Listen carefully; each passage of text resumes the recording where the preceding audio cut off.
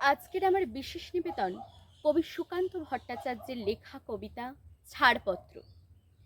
যে শিশু ভূমিষ্ঠ হলো আজ রাত্রে, তার মুখে খবর পেলুম সে পেয়েছে ছাড়পত্র এক। নতুন বিশ্বের দ্বারে তাই ব্যক্ত করে অধিকার, জন্মমাত্র সুতীব্র চিৎকারে।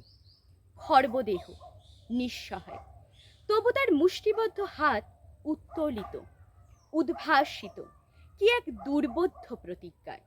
সে ভাষা বোঝে না কেউ, কেউ হাসে, কেউ বলে নিবেদন। আমি তাকে